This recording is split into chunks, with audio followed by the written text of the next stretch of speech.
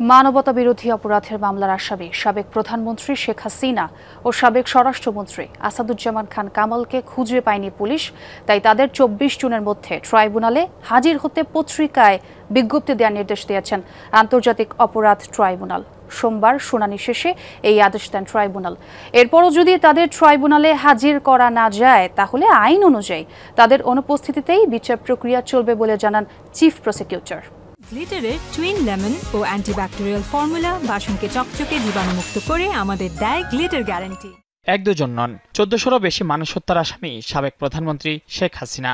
জুলাই অভ্যুত্থানে মানবতা বিরোধী অপরাধ মামলার মূল আসামি তিনি। ৫ আগস্ট ভারতে পালিয়ে যাওয়ার পর আন্তর্জাতিক অপরাধ ট্রাইব্যুনালে তার বিচার প্রক্রিয়া শুরু হয়।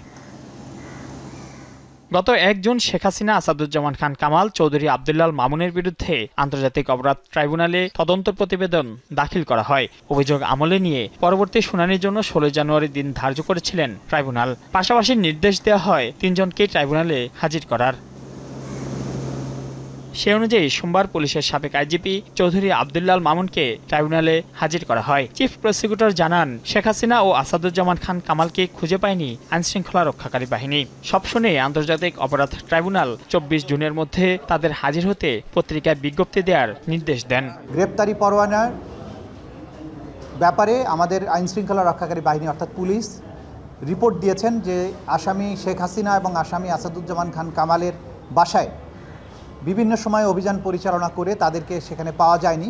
তারা রিপোর্ট দিয়েছেন আরও যে বিভিন্ন সামাজিক যোগাযোগ মাধ্যম এবং পত্রপত্রিকার রিপোর্ট থেকে তারা জানতে পেরেছেন যে এই আসামিদ্বয় গ্রেপ্তার এড়ানোর জন্য বর্তমানে ভারতে পলাতক অবস্থায় রয়েছেন। তাদেরকে পরবর্তীতে গ্রেপ্তার করা সম্ভব হলে আদালতে সোপর্দ করবে। চিফ প্রসিকিউটর জানান, নির্ধারিত সময়ের মধ্যে তারা ট্রাইব্যুনালে হাজির না হলে আইন অনুযায়ী তাদের অনুপস্থিতিতেই চলবে বিচার কাজ।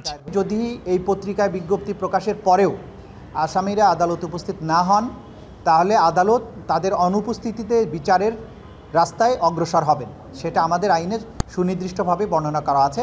তারা যদি এই সময়ের মধ্যে উপস্থিত না হন তাহলে আদালত আইন অনুযায়ী পরবর্তী কার্যধারা গ্রহণ করবেন এবং তাদের অনুপস্থিতিতেই বিচার কার্য পরিচালিত হবে।